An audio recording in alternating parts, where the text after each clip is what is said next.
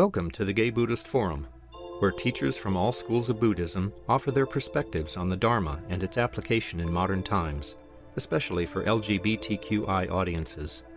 These talks are offered freely to the world and made possible by appreciative listeners. If you would like to support our efforts to share the Dharma with underserved audiences, please visit gaybuddhist.org. There you can donate, find a list of upcoming speakers, or enjoy many hundreds of these recorded talks dating back to 1996.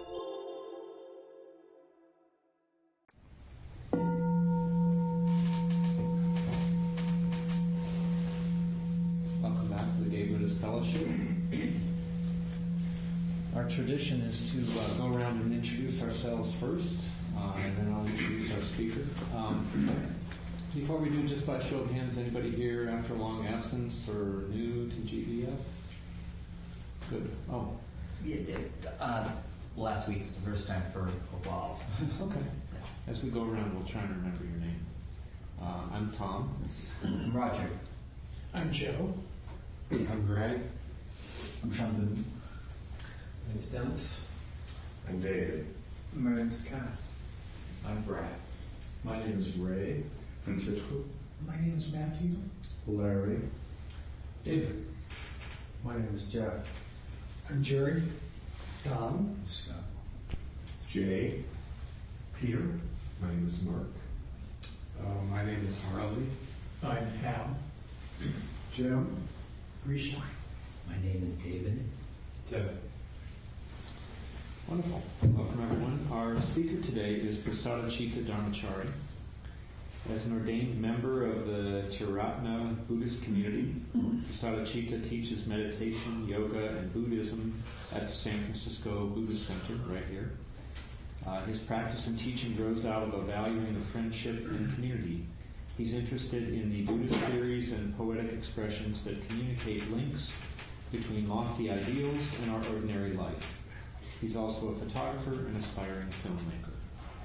Prasadachitta. Thank you, Tom.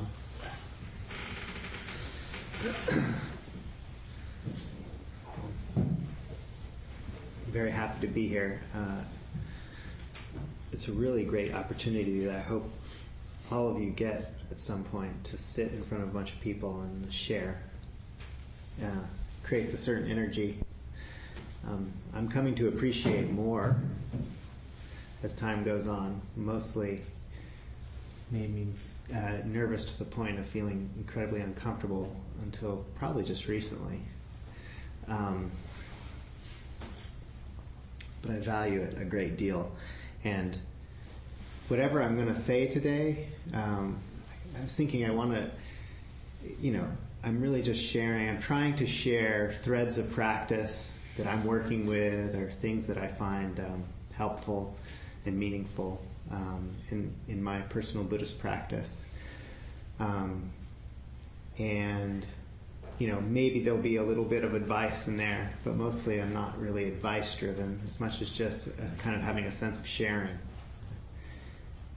And I'll also be teaching mainly, or speaking mainly, about and from a particular Buddhist text called the Karyana Metta Sutta, which is the Discourse on Loving Kindness, which is a very meaningful guide for practice for me, and I'll share why. I'm not a Pali or Buddhist scholar, but I have read and digested a lot of Buddhist texts over a period of time, and I have memorized this particular sutta in Pali, and at one point I will chant it for you. And the reason for that is I've got 3 translations here, and all the translations kind of convey a little bit of a different thing, I find. And even though I don't speak this ancient language, I have this sense that none of the translations does it perfect justice. So that while I'm ingesting all of those different translations, there's something about chanting it in the ancient language that synthesizes them all together for me in some way. Not only synthesizes my literal understanding of all the different texts that I've read, but also synthesizes or brings together all of my practice of contemplation over time and meditation in a way that it's almost, I find it helpful that I don't know Pali, you might say, because this text sort of brings back, kind of the memorization of it brings back my experience of it over time, and kind of also looks forward towards potential exploration of it in the future, you might say. So I'm not a scholar. I'm just going to share my digestion of this particular teaching. I'm going to start by sharing something from somebody who is a scholar, Bhikkhu Bodhi, who translates a lot of Buddhist texts. And this is a text that is not the Sutta on loving kindness, but gives us a sense of the place of kindness. I mean, you may have all heard at some point that the Dalai Lama say, my religion is kindness. And I've come to find that through my study, there's a lot of truth to that it is, some people might say that the central teaching of Buddhism is impermanence. But others might say it's just kindness. And I'm going to read this text, and it seems to be kindness from this particular text. It speaks about the development of loving kindness. And as a background, one of the things, this is the Buddha's words as recorded in these ancient texts. And something he says in here as a background before I start is he talks about making merit productive of a future rebirth. So he's really just talking about the understanding that if you act well in life, it will have a good result, whether it's in this life or the next, which is the Buddhist traditional understanding. So that's the background. So he says, Bhikkhus, whatever grounds there are for making merit productive of a future birth, all these do not equal a 16th part of the liberation of mind by loving kindness. The liberation of mind by loving kindness surpasses them and shines forth bright and brilliant. Just as the radiance of all the stars does not equal a 16th part of the moon's radiance, but the moon's radiance surpasses them and shines forth bright and brilliant, even so, whatever grounds there are for making merit productive of a future birth, all these do not equal a 16th part of the liberation of mind by loving kindness. The liberation of mind by loving kindness surpasses them all and shines forth bright and brilliant. Just as in the last month of the rainy season, in the autumn, when the sky is clear and free of clouds, the sun, on ascending, dispels the darkness of space and shines forth bright and brilliant, even so, whatever grounds there are for making merit productive of a future birth, all these do not equal a 16th part of the liberation of mind by loving kindness. The liberation of mind by loving kindness surpasses them and shines forth bright and brilliant. And just as the night at the moment of dawn, the morning star shines forth bright and brilliant, even so, whatever grounds there are for making merit productive of a future birth, all these do not equal a 16th part of the liberation of mind by loving kindness. The liberation of mind by loving kindness surpasses them and shines forth bright and brilliant. So, there is some talk in Buddhist circles of what the place of cultivating kindness or a warm heart has, like what its place is in Buddhist practice. And I think that this particular statement by the Buddha does give some sense of its place. Its place is central. And the liberation of the heart in loving kindness shines forth greater than any other kind of merit you might produce. And I think just calling it liberation places it pretty high, because there is a saying that the Buddha's teaching has one taste, and it's the taste of liberation. So I will now read my particular favorite translation of the Metta Sutta. It's this sutta is given a context in traditional text, and I think it's a later addition because later practitioners like to kind of create a little context, but maybe it is the actual context of when the Buddha taught this. But I think more likely, from my understanding, it's more like a kind of it's like a poem or tune or it's like a teaching that was probably passed on from practitioner to practitioner and didn't really have a context.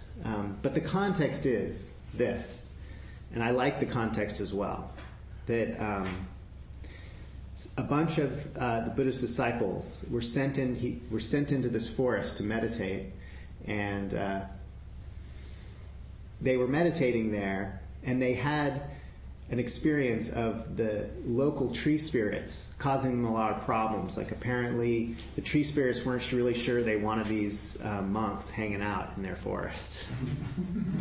And they would do things like create terrible smells, just create basic dis-ease in these monks. And so the monks left and came back to the Buddha, and the Buddha said, no, you must go back, but when you go back,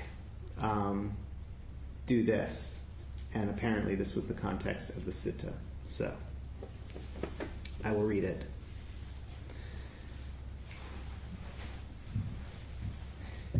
If you know what is truly good for you and understand the possibility of reaching a state of perfect peace, then this is how you need to live.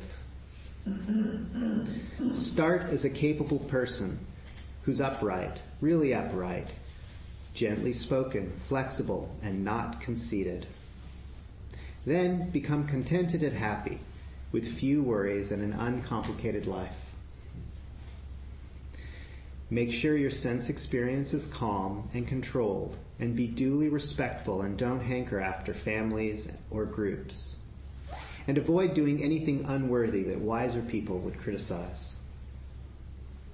Then meditate like this. May all beings be happy and secure. May all beings become happy in their heart of hearts. And think of every living thing without exception, the weak and the strong, from the smallest to the largest. Whether you see them or not, living nearby or far away, beings living now or yet to arise, may all beings become happy in their heart of hearts. May no one deceive or look down on anyone, anywhere, for any reason. Whether through feeling angry or through reacting to someone else, may no one want another to suffer. As strongly as a mother, perhaps risking her life, cherishes her child, her only child, develop an unlimited heart for all beings. Develop an unlimited heart of friendliness for the entire universe, sending metta above, below, and all around, beyond all narrowness, beyond all rivalry, beyond all hatred. Whether you are staying in one place or traveling, sitting down or in bed, in all your waking hours rest in this mindfulness which is known as like living in heaven right here and now. In this way you will come to let go of views, be spontaneously ethical, and have perfect insight, and leaving behind craving for sense pleasures, from the rounds of rebirth you will finally be completely free.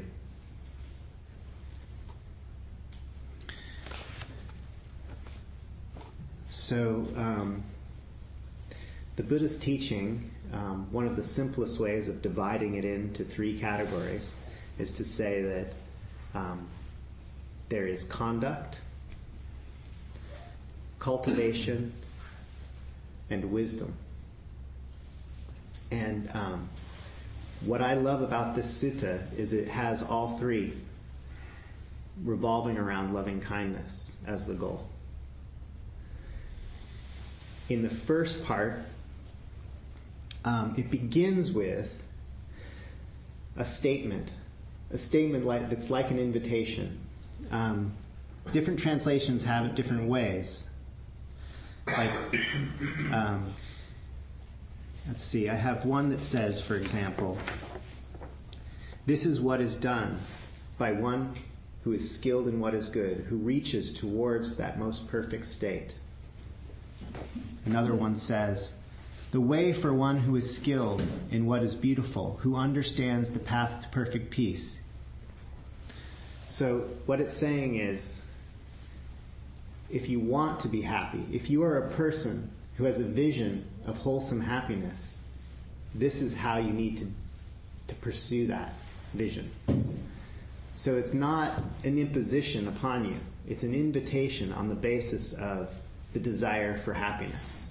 This is critical to Buddhist teaching in general, that it's an invitation on the basis of your own seeking for well-being. I'm not familiar with a lot of other religious traditions, but my understanding is often the tone is one of authority from the outside, that you should be like this. But the Buddhist teaching is very specific in the sense that it's for you to take or leave, but if you want to be happy, this is the recommendation from somebody who is supremely happy. That's the primary crux of becoming a Buddhist. Oh, you're supremely happy, supremely liberated. What's your recommendation on getting there? There is no other outside sort of structure for the teaching other than that.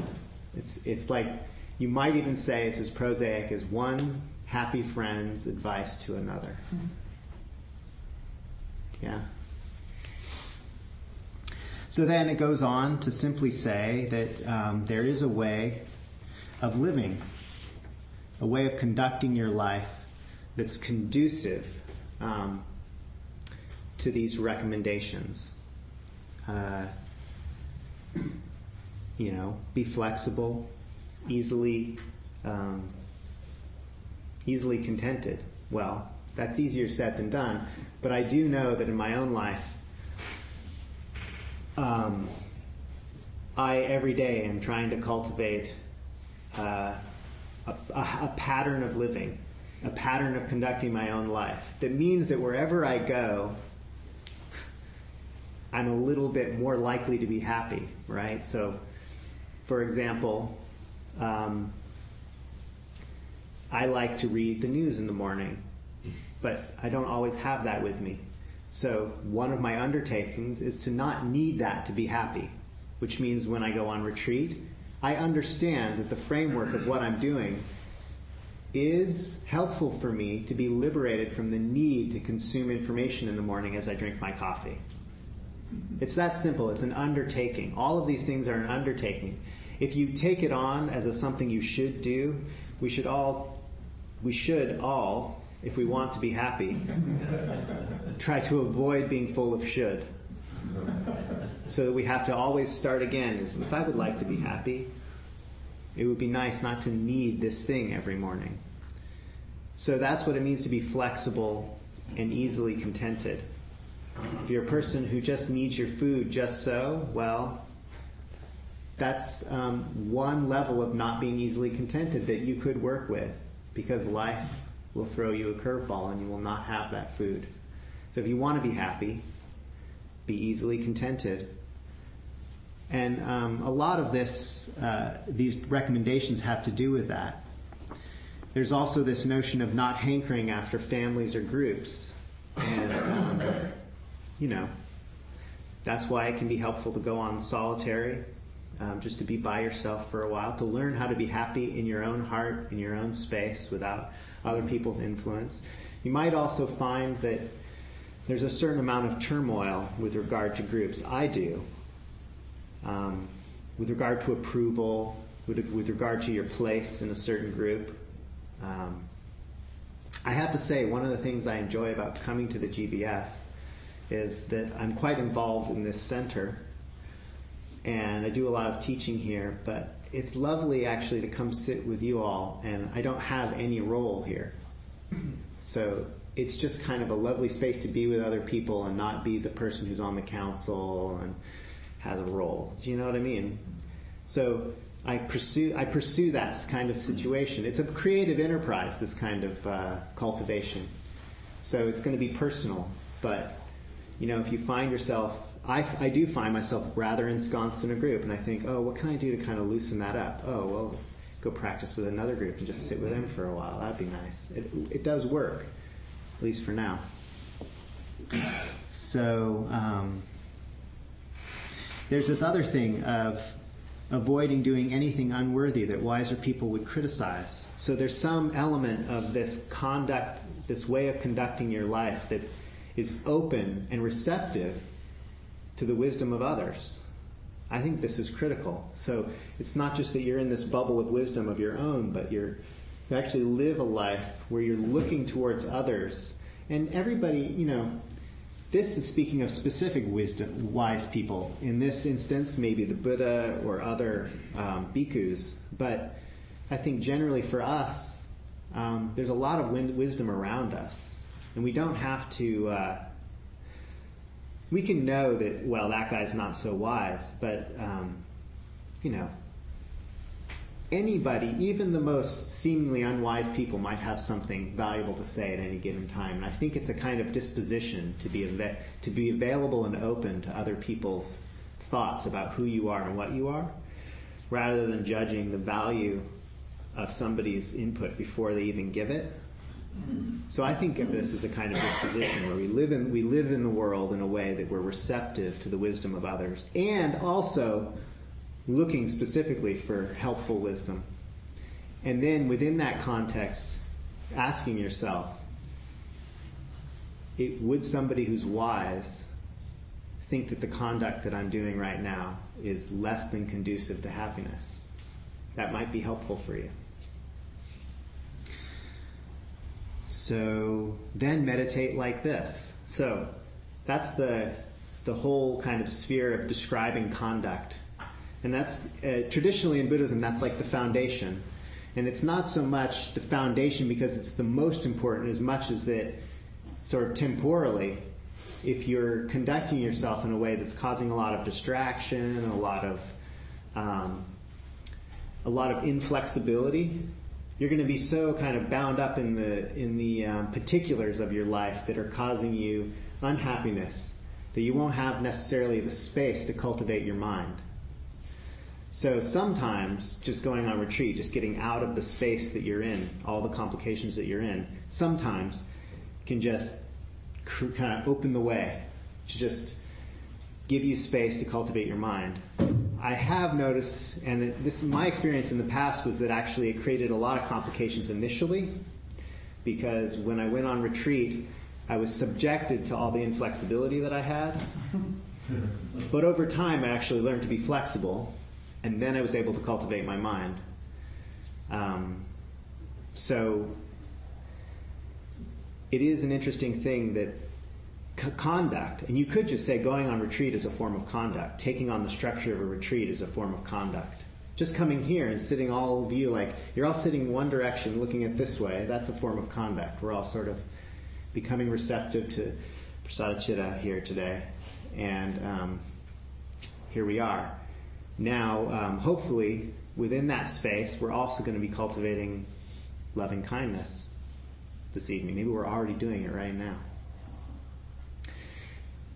So we meditate like this. May all beings be happy and secure. May all beings become happy in their heart of hearts. So happiness is an idea. Wishing happiness is an idea. And the thing about cultivation is taking an idea and making it real. Making it more than just an idea. So meditation, and one of its literal translations is actually cultivation, or bhavana.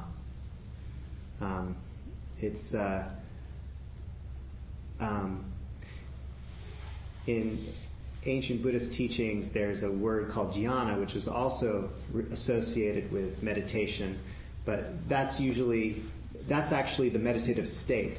Bhavana is actually the process of cultivating that state. And it literally means cultivation the way a farmer cultivates a field.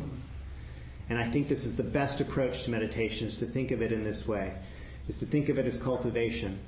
And the first thing about this cultivation is it's not just a thought. It is a thought. May all beings be well. May all beings be happy. But we are so much more than our thoughts. So much more.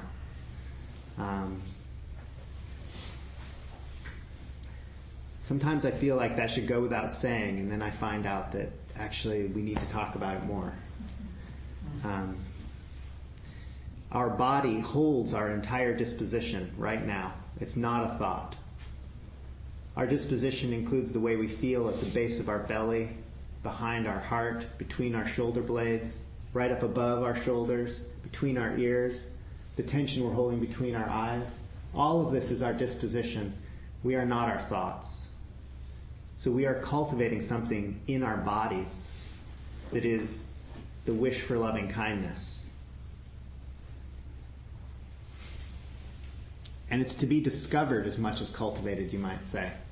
So, we might think we know what wishing others loving kindness is, but this invitation that the Buddha is giving us is more of a process of exploration, exploring the potential of what embodied well-wishing might feel like, what embodied benevolence might feel like.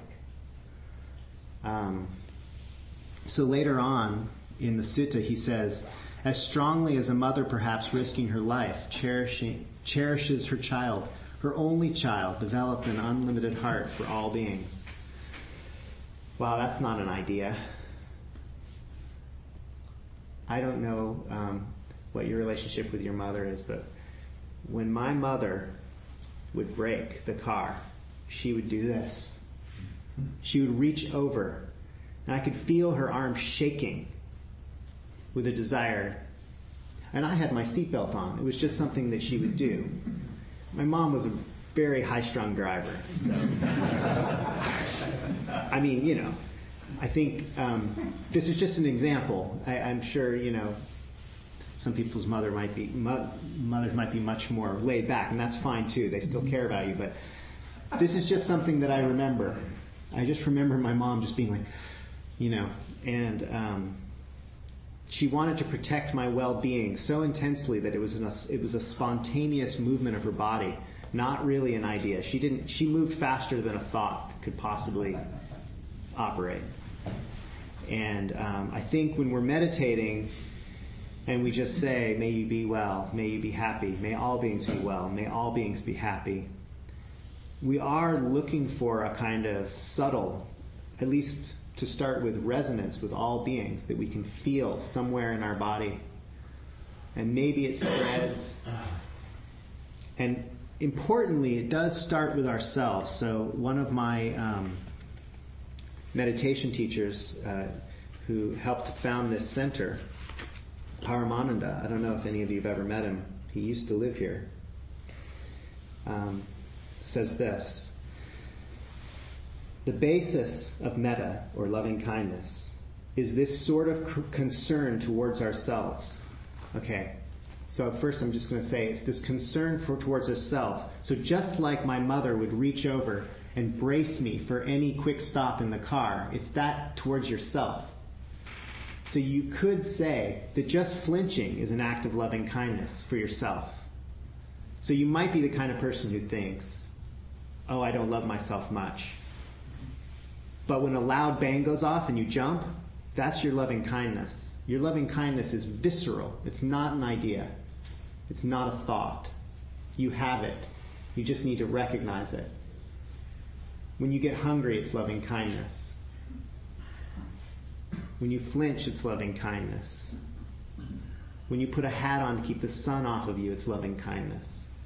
When you fidget a little bit on your cushion because you're a little uncomfortable, it's loving kindness. It's there, it's visceral, you need only recognize it as being the case. And as with anything we recognize, to recognize it brings it stronger, brings it more. Anything you bring awareness to tends to come into more being, becomes more real. So he says, we have to want to be happy. Our happiness has to be based on love towards ourselves, for if it is dependent upon the love coming to us from others, it will sooner or later break down. We have to learn to like ourselves for what we are, not in comparison to others. When we have positive feelings towards ourselves, it becomes much easier then to like others. We are not threatened by them. We wish them to be happy as well. So, there's two things going on here. Paramananda is saying we have to learn to love ourselves. And I'm here to tell you that you do love yourself. So you're going to get both statements from people. You're going to say, well, first you need to learn to love yourself. And I would tell you, you already do love yourself, you just don't recognize it. So really all you need to do is viscerally feel that you do love yourself. And recognize that every little pleasure in your body, every little discomfort in your body is concurrent with loving kindness. Now, you may not be acting in a way that's actually conducive to your happiness, the way we would hope loving kindness is, but that, to me, usually is just because of a discontinuity of awareness. You're not actually remembering how much unhappiness maybe certain behaviors are causing you.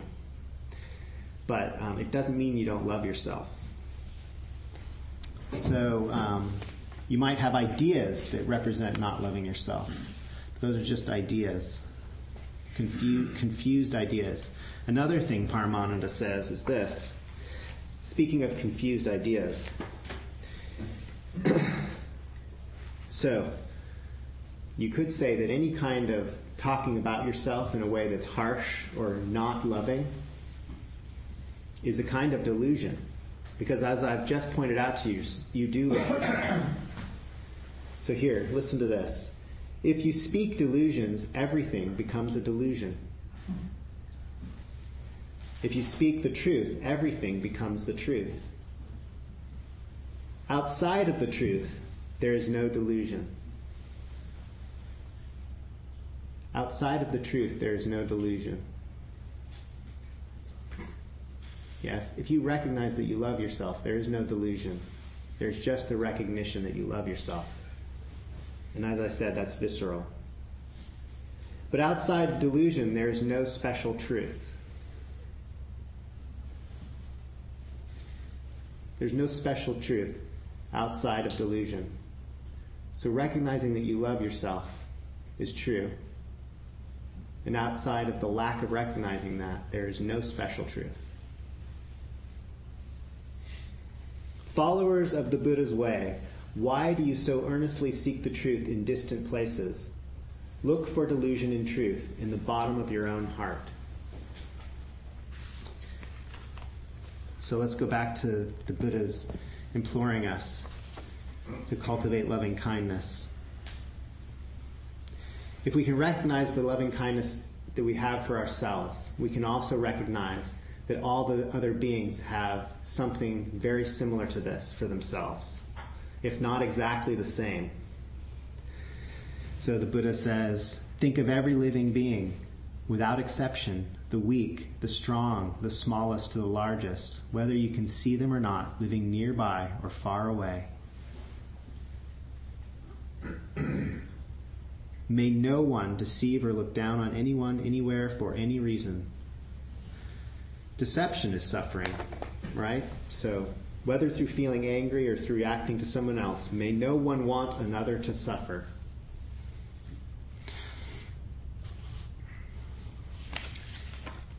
One thought I had about this idea of loving kindness and recognizing that you actually do love yourself, I find this incredibly moving. Because I basically forget moment after moment after moment that I love myself.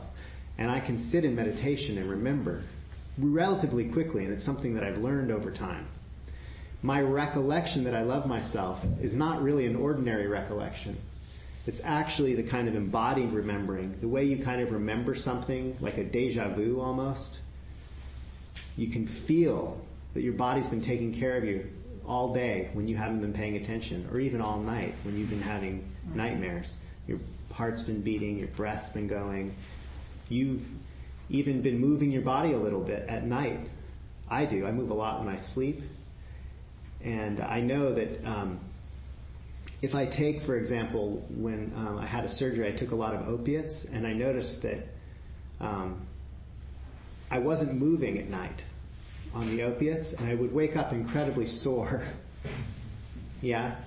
And what I gathered from that is actually that my body moves at night to keep me limber, so that when I wake up in the morning, I'm not too sore.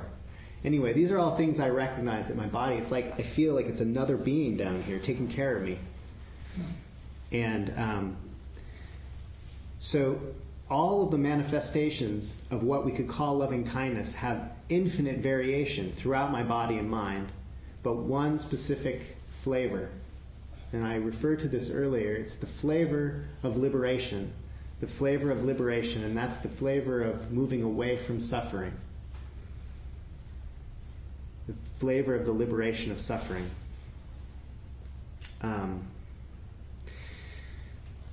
And that's very difficult for us, because I'm going to move on to the next part of the sutta, where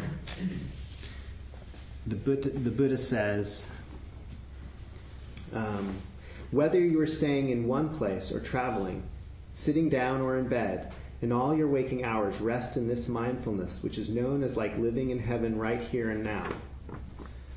So regardless of how uncomfortable you might be, where you are, what you need to do, the Buddha is saying that all of the shades of your experience can still include this disposition towards kindness.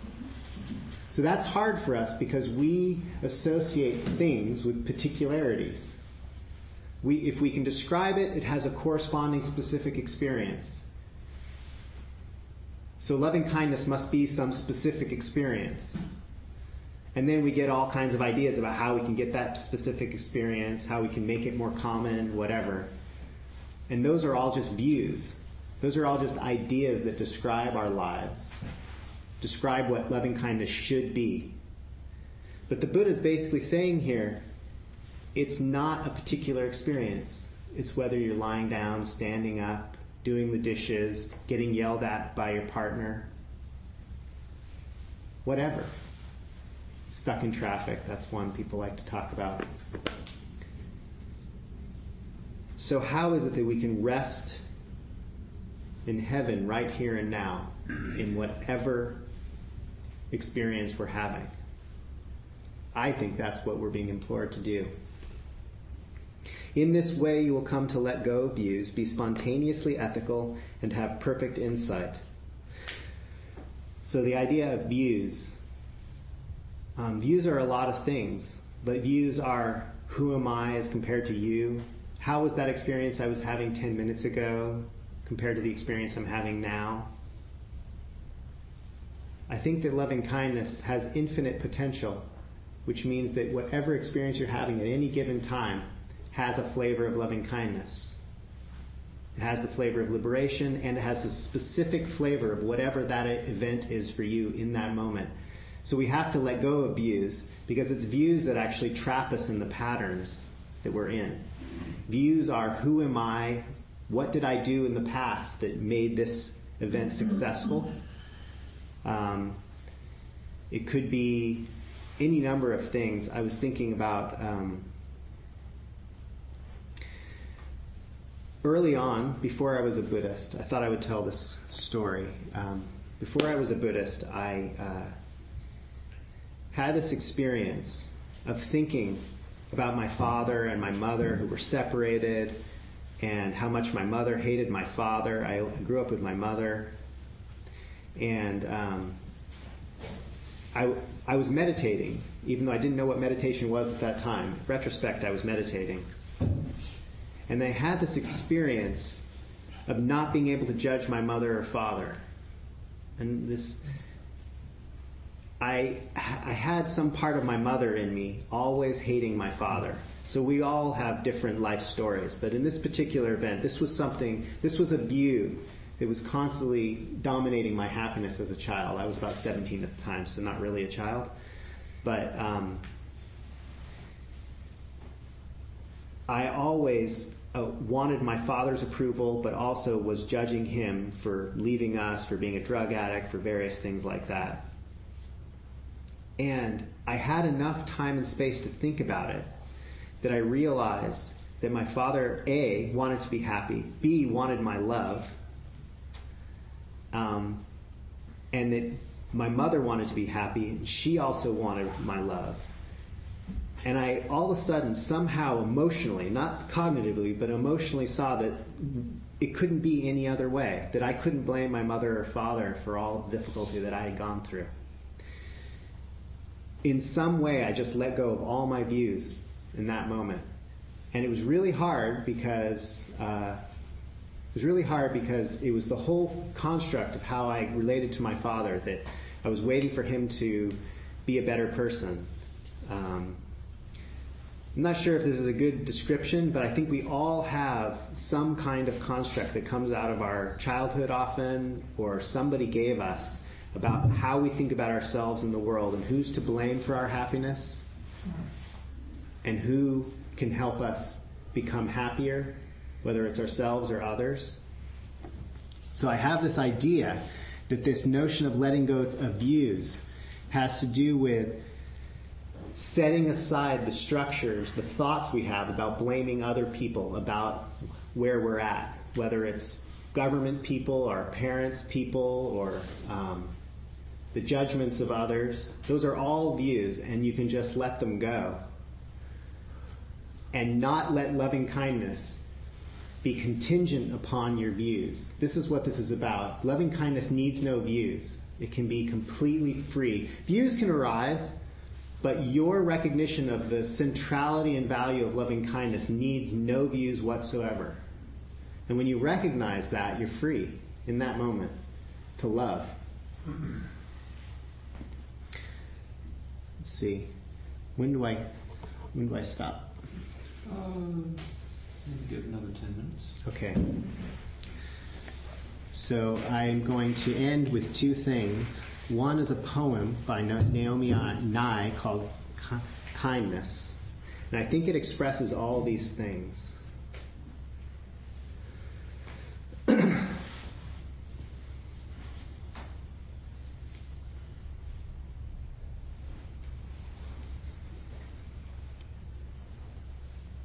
Before you know what kindness really is, you must lose things. Feel the future dissolve in a moment, like salt in a weakened broth.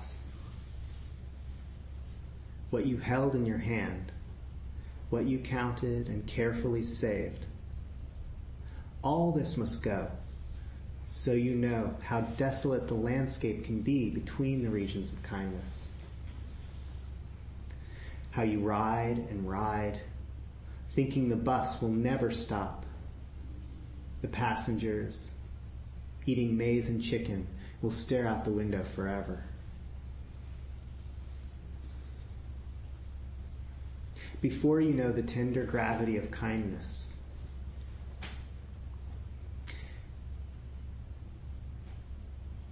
you must go to where the Indian in a white poncho lies dead by the side of the road. You must see how this could be you, how he too was someone who journeyed through the night with plans and the simple breath that kept him alive. Before you know kindness as the deepest thing inside, you must know sorrow as the other deepest thing. You must wake up to sorrow. You must speak to it until your breath catches the thread of all sorrows and you see the size of the cloth. Then it is only kindness that makes sense anymore. Only kindness that ties your shoes and sends you out into the day to mail letters and purchase bread. Only kindness that raises its head above the crowd of the world to say, "It is I you have been looking for," and goes with you everywhere, like a shadow or a friend.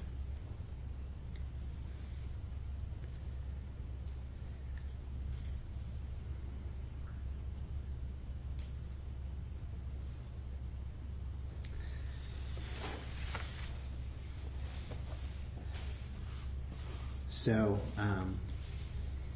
I thought I would like to do with all of you is chant, may all beings be happy and may all beings be well together. This is, we'll just do this for a little bit. It's a round, like row, row, row your boat. So I'm hoping that some of you just spontaneously switch, but we'll start going together, and then those of you who understand what a round is can switch. So we'll see if this can work. I'm going to do it, and then you guys can join in if you like.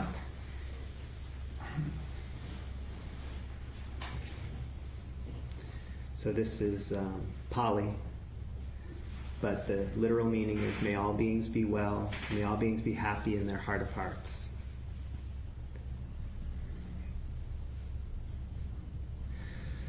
Sabe sata suki hantu, sabe sata suki hantu, sabe sata suki hantu, sabe sata suki hantu.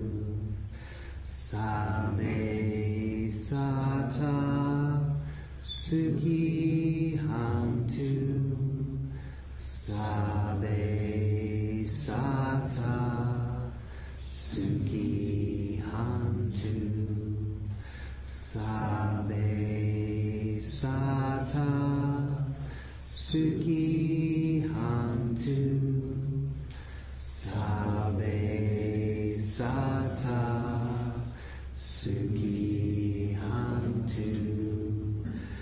Sabe sata suki hantu, sabe sata suki hantu, sabe sata suki hantu, sabe sata suki hantu, sabe sata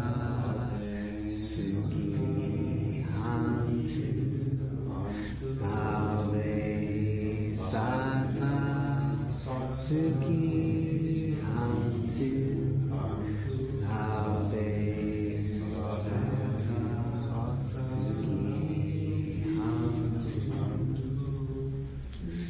Okay, that didn't work as well as I thought. It's okay. Sometimes you separate the room in half. So why don't we start with everybody on this side of the room. What's your name? Larry. Starting with Larry over. We'll start. And then from Larry, everybody on left of Larry, will go the other way. Do the two phrases differ? Because towards the end, it seems like you're only singing the first one. Well, I tried to switch to the other. And we did bad. Yeah. So it goes up and then it goes down. So we'll start with Larry on this side of the room, and then this side we'll wait. Sabe sata suki hantu, sabe sata suki hantu, sabe sata suki hantu, sabe sata suki hantu, sabe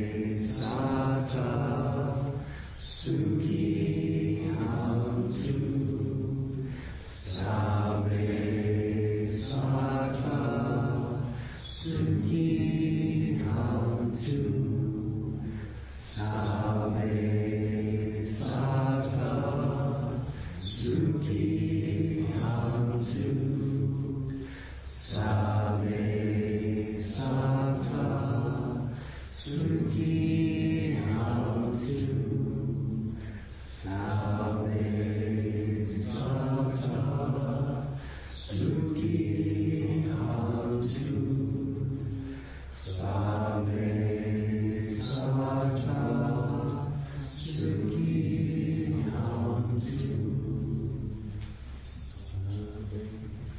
Beautiful. Thank you. And to end the evening, I will just chant the Pali version of this particular sutta, and we'll be done, I suppose. Unless we should do questions, I think. Okay, good.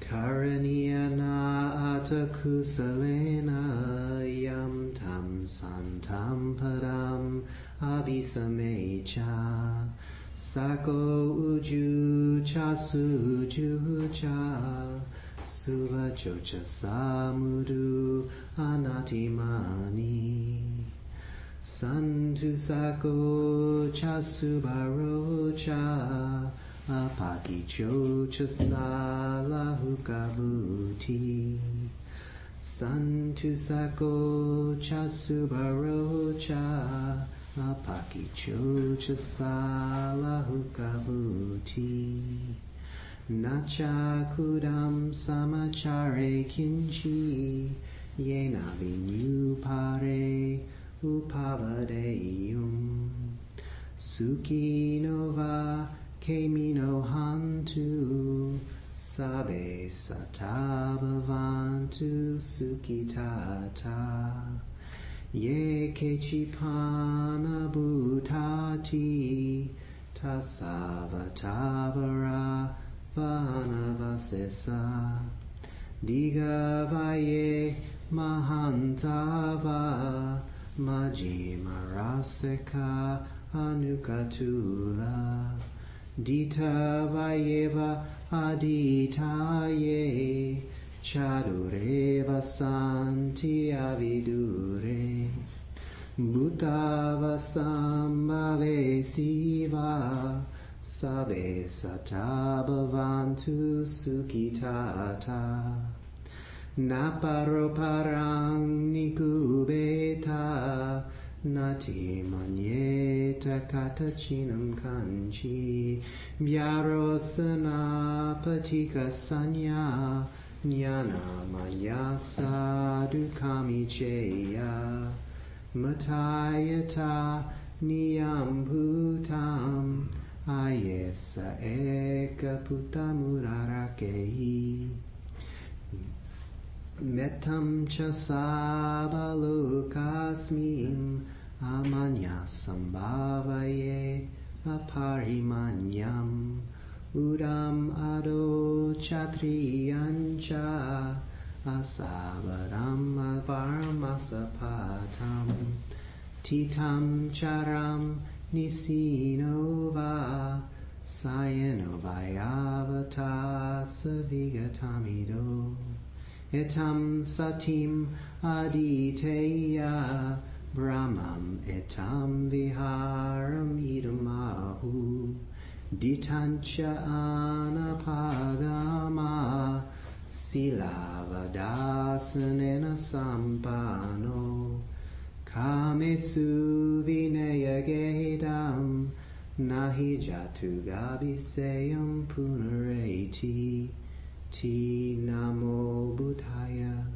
namo dharmaya namo sankhaya namo nama ahum.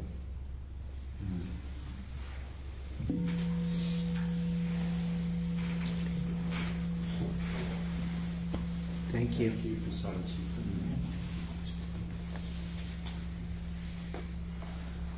Next week, our speaker will be Emilio Gonzalez.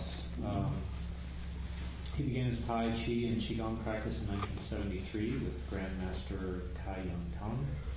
And he still studies with him today. For over 40 years, he has taught classes in Northern California and conducted workshops for many organizations. In the past, when he's been with us, he has both spoken and led us in movement. So perhaps we can expect a similar mix. It's always very rich, good change out for us. Announcements are our sangha is sustained by generosity and giving. So the Dana bowl is out there, and our host will come around with it. Suggested donation is $8 to $10, but whatever you're comfortable with is most welcome. And our host today, Jim Stewart. Welcome, everybody. Thank you, Prasadachitta. That was just great. That was so. Yes, Donoval, I will be the Scylla and Charybdis in the outer room. You shall not pass. Without a gesture towards the Donoval in this time of confusion, let's let our abundance flow. There's hot water already ready for tea. You can leave your cups in the sink. There are snacks out there, fruit and assorted treats. There's a sign-up sheet on this wall. If you want to join our database and receive announcements, newsletters possibly. And generally, around 12:30, there's some people who would like to go out to lunch and meet at the door. So feel free to join them. Am I forgetting anything? I don't think so. The cups. Huh? The cups. The cups. Leave the cups in the sink. Okay. Thank you. Very good. There are some free books out there, anthology of short writings from some of our Sangha members as well as others. So those are on the table. There's also an article there on Paul Connolly, his obituary. In case you're interested in that, he had a very prolific and rich life that touched many of us. So that's there. Any other announcements? Then why don't we gather in a circle for our dedication?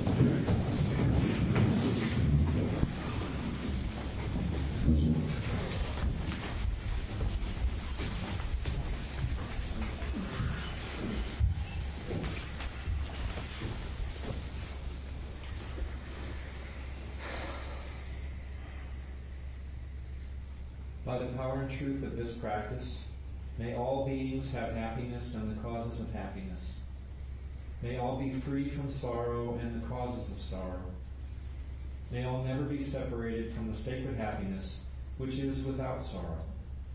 And may all live in equanimity without too much attachment or too much aversion, believing in the equality of all that lives.